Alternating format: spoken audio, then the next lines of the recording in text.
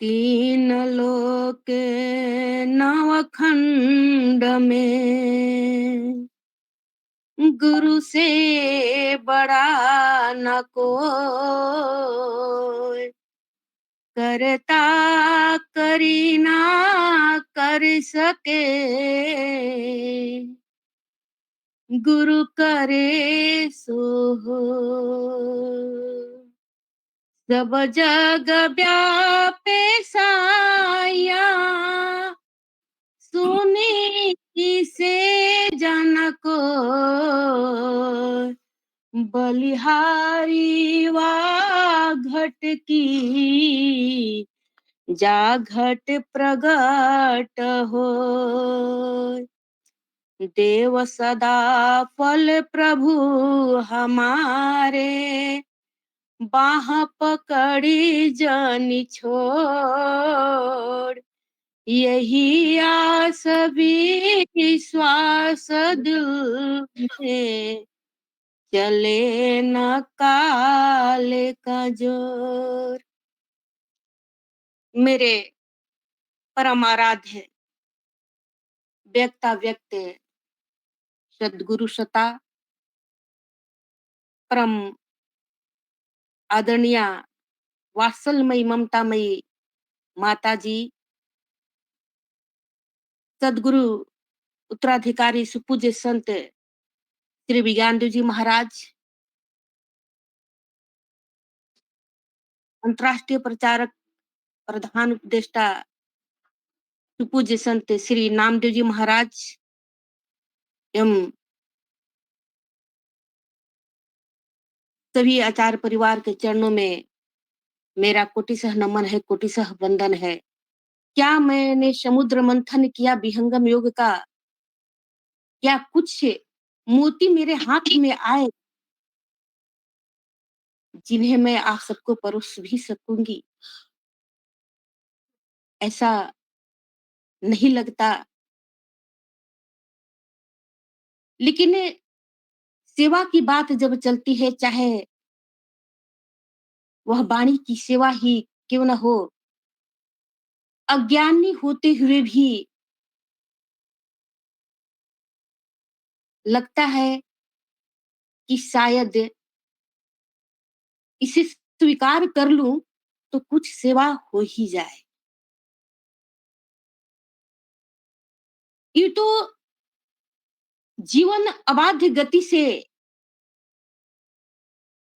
पहले भी चल रहा था, लेकिन दिशाहीन चल रहा था। कोई दिशा नहीं था जीवन का।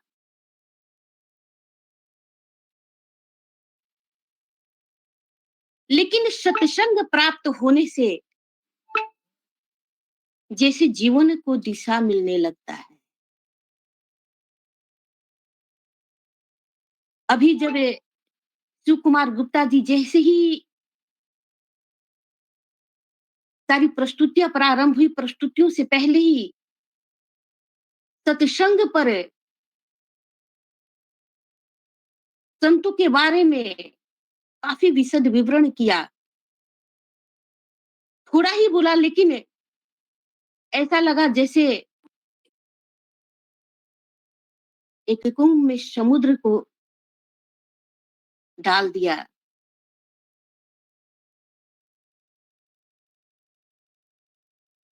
वाकई में सत्संग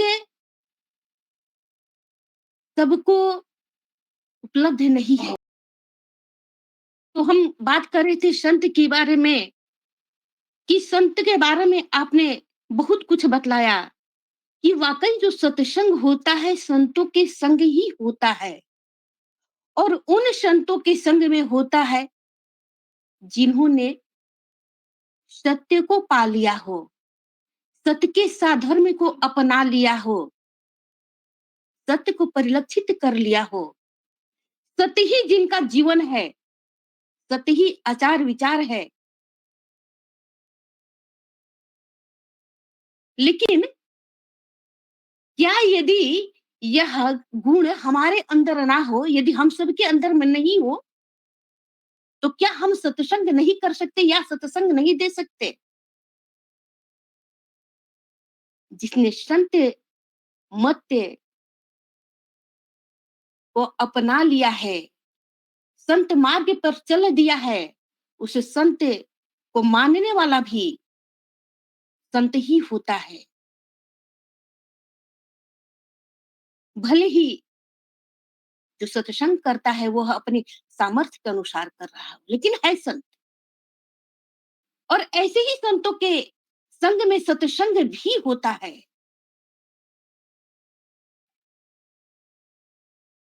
हमें अध्यात्म की परख नहीं है, हमें परमात्मा के सही स्वरूप का ज्ञान नहीं है। बात हम प्रकृति क्या करते हैं, नाम अध्यात्म देते हैं। उनके सानिध्य में कैसा सत्संग हो सकता है?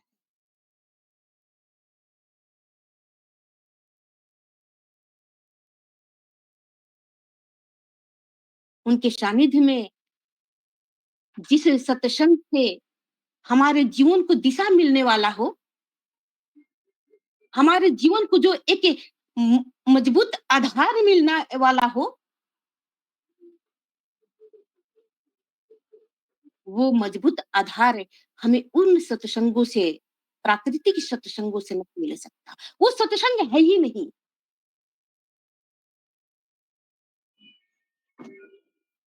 और ऐसा सत्संग जिस सत्संग में हम आप उपस्थित हैं, जिस सत्संग को ऑर्गेनाइज कर रहे हैं शिव कुमार गुप्ता जी, गदाधर नाथ चौबे जी, रविंद्र सिन्हा जी, इस सत्संग में आकर तो हमारा जीवन धन्य धन हो जाता है। उस संत के बारे में हमें बहुत कुछ जानने का, जिसे हम सदगुरु कहते हैं,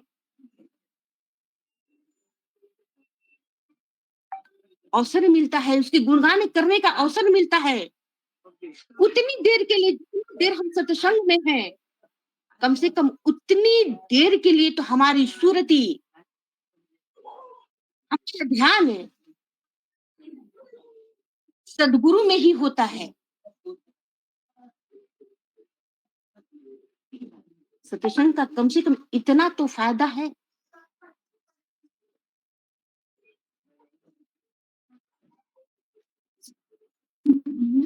यही चाहते हैं ना, हमें सदगुरु यही बता रहा है ना, 1 मिनट का ध्यान सुबह और 10 मिनट का ध्यान शाम को कर लेना है। और जब हमें सत्संग प्राप्त हो जाता है, जब हम स्वागत गान से प्रारंभ करते हैं उस सत्संग को, और अंत हम शांति पाठ से करते हैं, तो हमारा ध्यान पूर्णतः सदगुरु चरणों में होता है। ऐसा हमें संत प्राप्त है, ऐसा हमें सदगुरु प्राप्त है। तुलसीदास जी रामचरितमानस में क्या लिखते हैं कि बड़ दुख कवन कवन सुख भारी, असोई संक्षेप ही कहूँ बिचारी।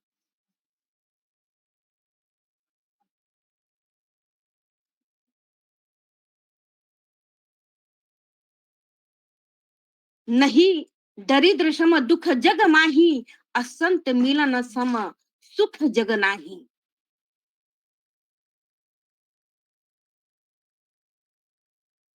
जिसके जीवन में संत नहीं है, वह सबसे बड़ा भी दरिद्र है। दरिद्र वो नहीं कि जिसके पास धन नहीं है, बल्कि दरिद्र आज वो है जिसके पास संत नहीं है।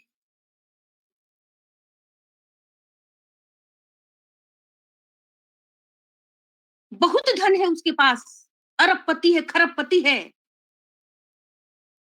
लेकिन संत नहीं है तो दरिद्र के समान ही है। क्योंकि बिना संत के उसका कुछ ज्ञान होना ही नहीं है। उसके जीवन को कोई दिशा ही नहीं है, निरर्थक जा रहा है जीवन, अभिमान में बीत रहा है उसका जीवन।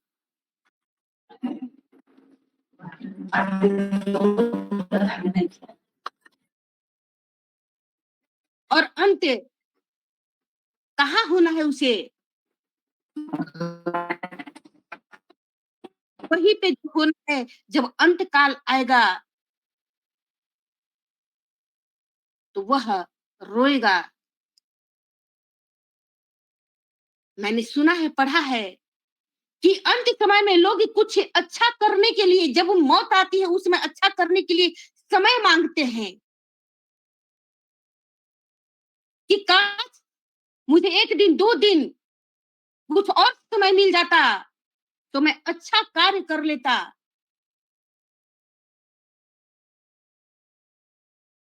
मैं कुछ दान कर लेता, मैं कुछ धर्म के रास्ते पर चल लिया होता। अरे जीवन भर तो मैंने परिवार में गुजारा, माया में गुजारा, उनके बारे में सोचता रहा, कई पीढ़ियों तक धन इकट्ठा करने में लगा दिया, और जिनके आज वो मेरी नहीं है। मैं चारों तरफ चित्कार कर रहा हूँ, पुकार रहा हूँ, देखो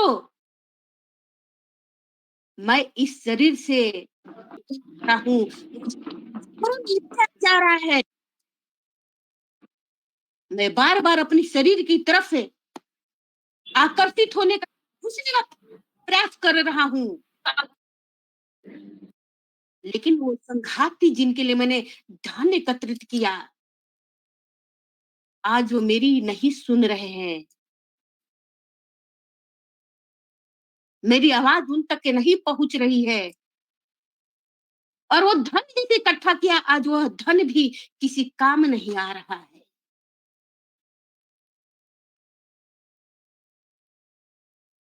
और जब शरीर से भी निकल गए, जबरन निकाल लिया गया कि आपका समय खत्म होता है इस धरती पर,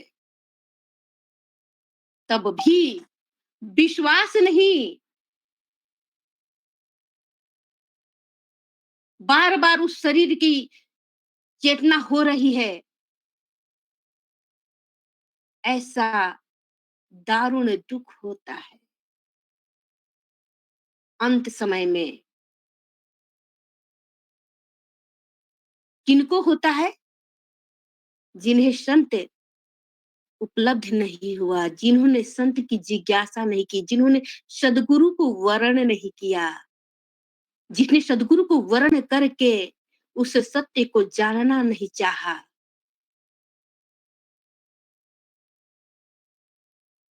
उनको यह दुःख है, झेलना पड़ता है।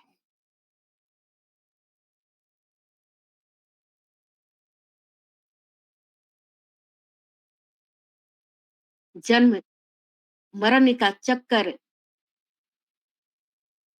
से वो छूट नहीं पाते हैं।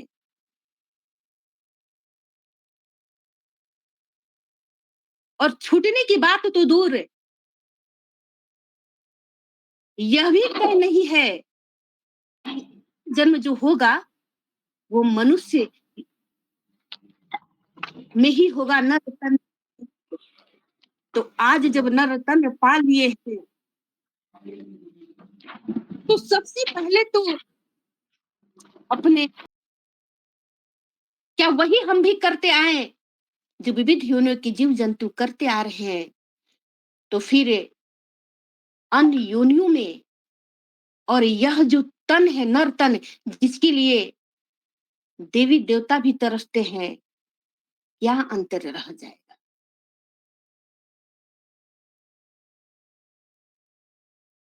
लेकिन जिस सत्य की चाहत में हमने सदगुरु को वरण किया है, जिस सत्य की चाहत में हमने संत को वरण किया है, जिस शक्ति को जानने के लिए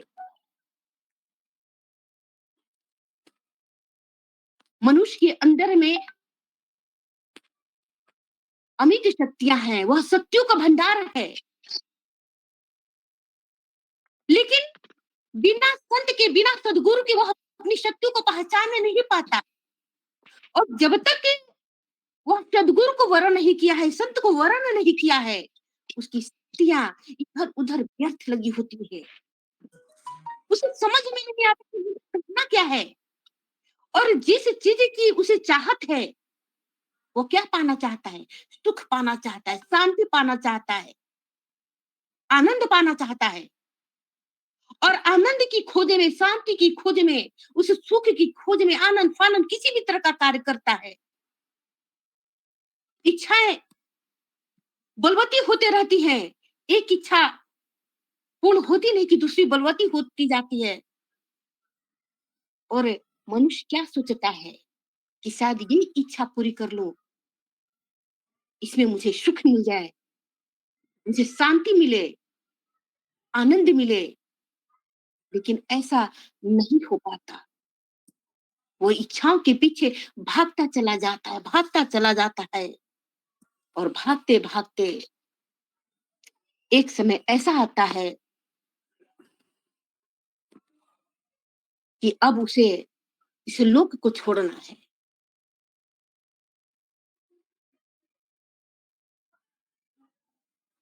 हम सब कितने भाग्यशाली हैं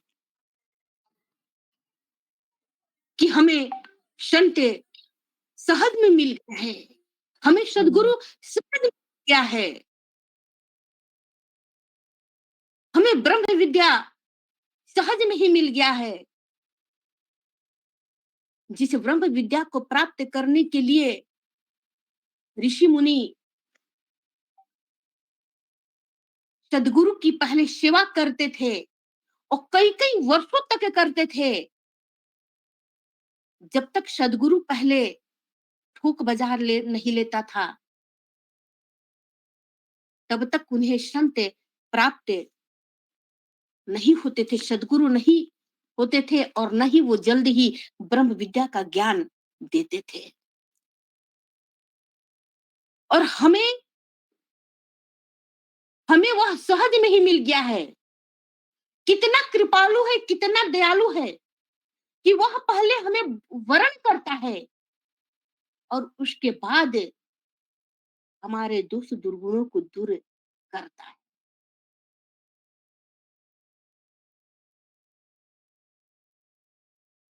संत की महिमा यूं ही नहीं गाई गई है।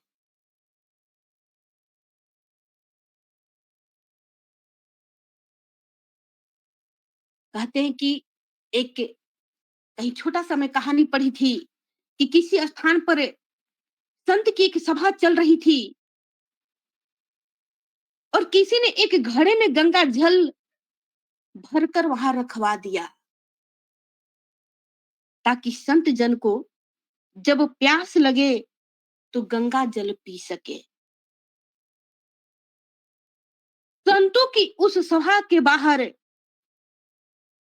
एक व्यक्ति खड़ा था। उसने गंगा जल से भरे घड़े को देखा तो उसे क्या विचार आ रहा है, वो तरह-तरह के विचार कर रहा है। वो सोच रहा है, कहाँ यह घड़ा कितना भाग्यशाली है। एक तो इसमें किसी तालाब पोखर का नहीं बल्कि गंगा जल भरा गया है और दूसरे यह अब संतों के काम आएगा। संतों का स्पर्श मिलेगा, उनकी सेवा का इसे अवसर मिलेगा। ऐसी किस्मत किसे मिले,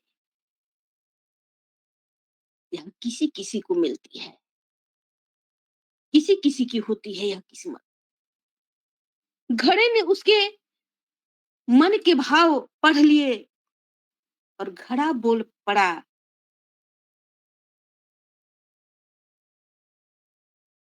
कि मैं तो मिट्टी के रूप में शून्य पड़ा था, किसी काम का नहीं था। कभी नहीं लगता था कि भगवान ने हमारे साथ न्याय किया है। लेकिन एक दिन एक बर्तन बनाने वाला मिट्टी के बर्तन बनाने वाला यानी कुम्हार आया, उसने फावड़ा मार-मार कर हमको खोदा और लाद कर अपने घर ले गया। वहाँ ले जाकर उसने रौंदा, फिर पानी डालकर गूथा, चाक पर चढ़ाकर तेजी से घुमाया, फिर थापी मार-मार कर बराबर किया। बात यहीं रुकी नहीं, उसके बाद आवे के अंदर आग में झोंक दिया, जलने को। इतने कष्ट सहकर बाहर निकला तो फिर से मुझे गड्ढे पे लाद कर उसने मुझे बाजार में बेच दिया। और वो भी बेचा तो कैसे? तो मात्र 20-30 रुपया में। लेकिन जो खरीदने वाले भी थे, फिर से मुझे वे ठोक-ठोक कर देखते थे। ठोकने-पीटने के बाद मेरी जो बोली लगा कि वह 20-30 की थी और मैं तो पल-पल यही सोच रहा था कि हे ईश्वर, सारे अन्याय मेरे ही साथ करना था। रोज एक नया कष्ट, एक नई पीड़ा देते हो। मेरे साथ बस अन्याय ही अन्याय हो रहा है। भगवान ने कृपा करने की भी योजना बनाई है। यह बात उस मिट्टी को थोड़ी मालूम था, इस घड़े को थोड़ी मालूम था। किसी सज्जन ने उस घड़े को खरीदा और तब मुझे में गंगा जल भरकर संतों की सभा में भेज दिया।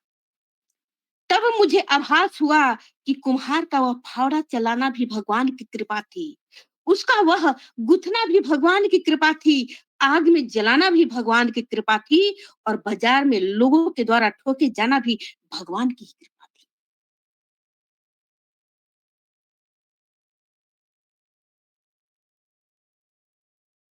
तो यह उस परमात्मा की कृपा से ही हमें संत मिले हैं और इतनी कठिनाई से नहीं मिले हैं, सहज में मिले हैं। लेकिन जो सहज में मिल गया है, वह सबसे पहले अपनी प्रार्थना में जो हम करते हैं कि दोष दुर्गुण दूर करके शुद्ध हंस बनाइए। एक के अक्षर भी हमें अपनी तरफ से कहीं भी जोड़ने की आवश्यकता नहीं है। इतना प्रभु ने लिख दिया है, इतना प्रभु ने हमें सिखा दिया, हमें परोस दिया है कि भाई तुझे ये भी मेहनत नहीं करनी है कि तू अपनी दिमाग लगा। बस प्रार्थना कर ले, प्रार्थना के समय तुम्हारा ध्यान इन शब्दों पर हो कि दोष दूर गुण दूर करके शुद्ध हंस बनाइए। तुम्हें जरूरत नहीं कि तुम बहुत कठिन परीक्षा दे लो और तब मेरे शरण में आओ। मैं तुम्हें वर्ण कर लिया हूं। पर जब अब यहाँ आगे हो तो बस कोशिश करो कि तुम शुद्ध हो जाओ।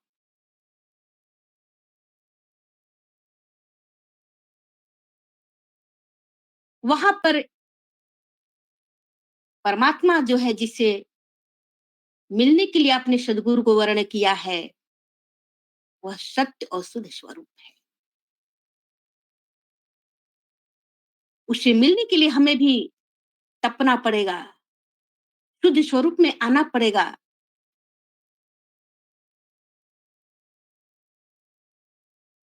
जेहि खोजत ब्रह्मा थके, सुर नर मुनि अरुदेव, कहे कबीर सुन साधवा, कर सदगुरु की सेव।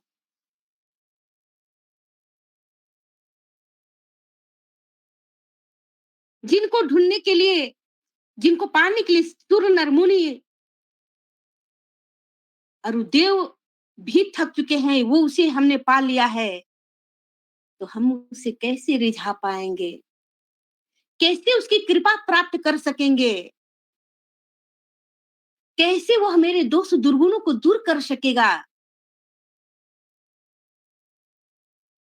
हम में आप में सामर्थ्य नहीं है कि हम स्वयं अपने दोष दुर्गुणों को दूर कर ले, उसकी कृपा प्राप्त करनी होगी।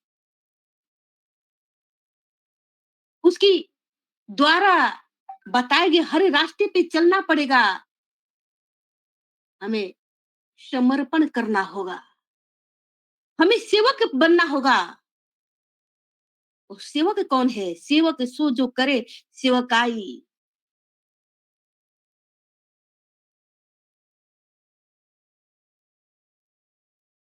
सेवा के बल पर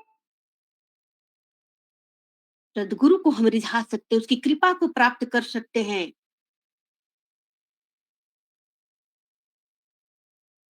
सेवा के बल पर उस ज्ञान को भी हम अंदर धारण कर सकते हैं।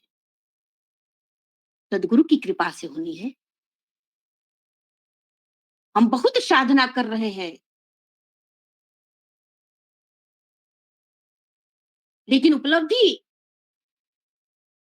नहीं मिल पा रही है। हम बहुत साधना कर रहे हैं, लेकिन जो पढ़ा है कि साधना में ऐसा होता है, वैसा होता है, वह क्रिया नहीं हो पा रही है। हम परेशान हैं कि हम तो दोनों समय में साधना कर रहे हैं। हम हर तरह से सदगुरु की वंदना कर रहे हैं। कोई कमी नहीं है उसकी पूजा पाठ में। फिर हमें क्यों नहीं लाभ मिल रहा है? ऐसे में उस समय तय कर लीजिए कि कहीं न कहीं कमी है, तो हम सेवा से वंचित हैं, सेवा हमसे नहीं हो पाती। यानी सदगुरु हमसे चाह रहा है कि साधना के साथ-साथ सेवा से भी जुड़ो आप।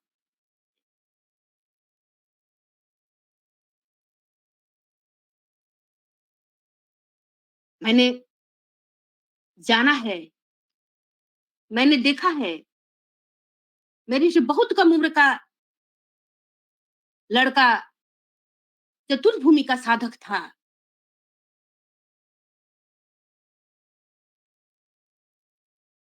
और आज भी जहाँ का तहाँ है। उसने बहुत प्रयास किया आईएएस निकालने की, होनहार भी बहुत था, लेकिन ना वह मेडिकल कर सका, ना आईएएस कर सका।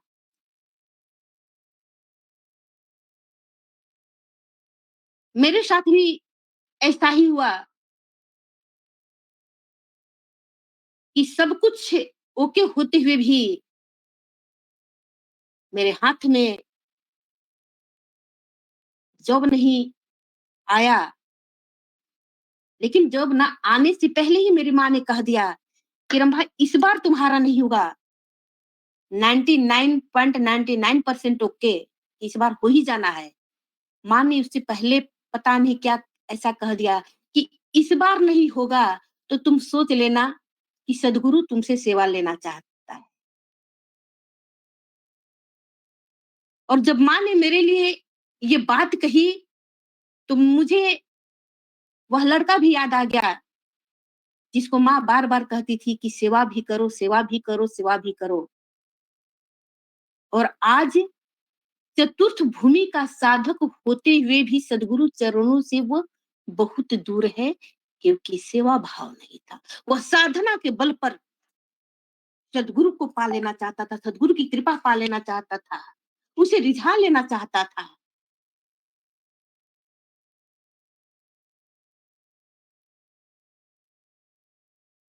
सेवा में बहुत बड़ी शक्ति है।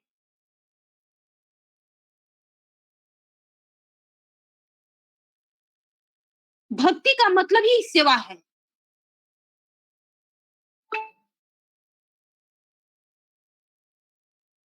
यदि वाक़ई में अचल भक्ति चाहते हैं हम,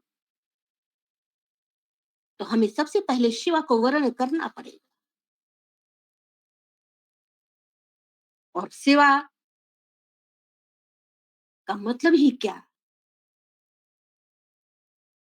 आज हम सभी हर तरह की सेवा से जुड़े रहना चाहते हैं। मैंने कई को देखा है कि वो धन की सेवा करना चाहते हैं, तो कोई भी सेवा ऐसा नहीं है जो उनसे वंचित है। वो गौशाला की भी सेवा कर रहे हैं, वो सर्ववेद महामंदिर निर्माण की भी संकल्प से जुड़े हुए, वो मूर्ति संकल्प से भी जुड़े हुए हैं। वो पत्रिका भी अपने क्षेत्र में बड़े से बड़े संकल्प लेकर, सर्ववेद का संकल्प लेकर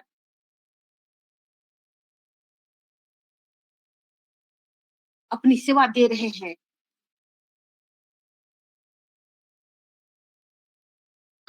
और हमें करना भी चाहिए। मात्र अब 2 साल रह गया।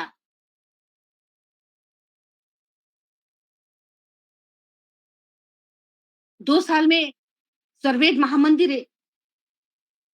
निर्माण पूरा हो जाना है। सदगुरु ने स्वयं कह दिया कि 2 साल में यदि मंदिर का उद्घाटन हो जाएगा, 2 साल में मंदिर निर्माण हो जाएगा, उद्घाटन हो जाएगा, फिर सेवा कहाँ करोगे? तो ये 2 साल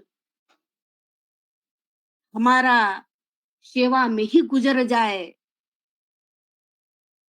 अन्यथा हमारी स्थिति क्या हो जाएगी? जैसे आज हम किसी मंदिर को जाते हैं और मंदिर में जाते हैं, तो हम चढ़ा के चले आते हैं।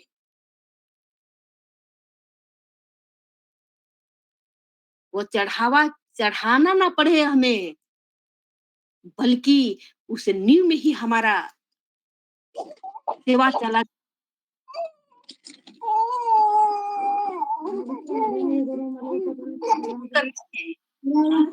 कोई सेवा है कहीं अभी द्वारा नया का पैसा उतना हम नहीं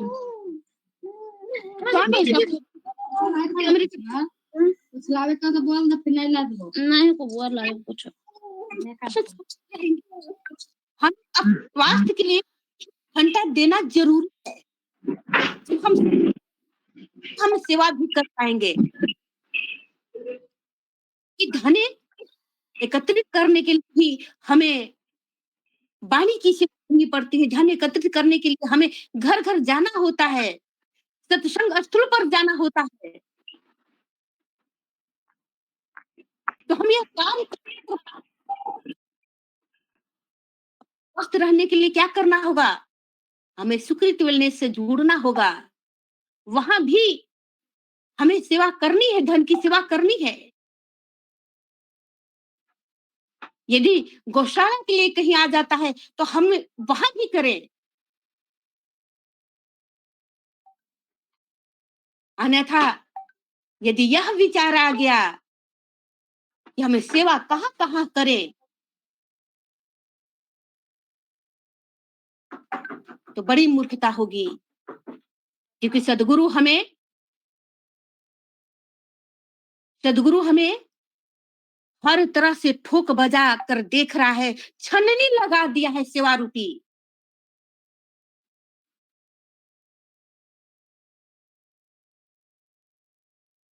जो छननी में गिर गया वही ग्रहणीय होगा।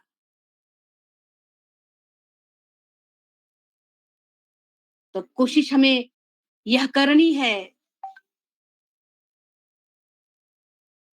कि सदगुरु की कृपा प्राप्त कर लेनी, उसकी दया प्राप्त कर लेनी है। उसके हर इशारे को समझ लेना है।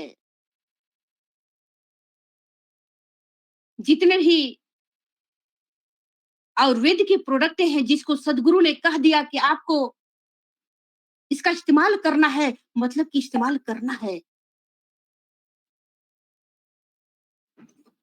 ध्यान मूलम गुरु रे मूर्ति पूजा मूलम गुरुपदम मंत्र मूलम गुरु रे वाक्यम। गुरु का वाक्य हमारे लिए मंत्र हो जाना चाहिए और उस मंत्र को हमें दिन रात सेवा रूपी भजते रहें। सेवा का एक और फायदा होता है कि जब हम सेवा में होते हैं कितना उदास हो जाते हैं, जब हमारे पास से रसीद आती है उनकी हम पूरी सेवा कर लेते हैं, सेवा के बाद वो रसीदें जमा कर दी जाती है, कितना खालीपन लगता है जीवन में कि अब अगला सेवा कौन सा आने वाला है, इंतजार होने लगता है। वह उसके बाद का दिन उदास तक गुजरने लगता है, क्योंकि जब तक हम सेवा कर रहे होते हैं हम हर तरह से सदगुरु में ही बुड़े रहते हैं, उसी की चर्चा में बुड़े रहते हैं। इसलिए वह दिन जो सेवा के दिन होते हैं कितना आनंदमय होता है। वो अंतर बाहर हर तरह से हमें भिगोए हुए रहता है गुरु रस से। यह रस हमारे अंदर सदैव घुलता रहे, इस रस का आनंद हम बराबर लेते रहें। कोशिश तो हमें यही करनी है। सदगुरु कृपा करे हम सभी पर कि हम सेवा पथ पर चलते रहें। सदगुरु कृपा करे बिल्कुल हम स्वस्थ रहें जब तक हमारा स्वर्वेद महामंदिर निर्माण कार्य पूर्ण नहीं हो जाता है।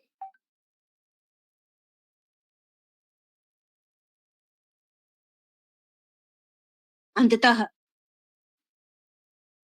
मैं आप सबकी सदगुरु चरणों में आपके स्वास्थ्य की, आपके हर तरह से भौतिक कल्याण की, आध्यात्मिक कल्याण की कामना करते हुए अपनी वाणी को विराम दूंगी। बोलिए सदगुरु भगवान की जय।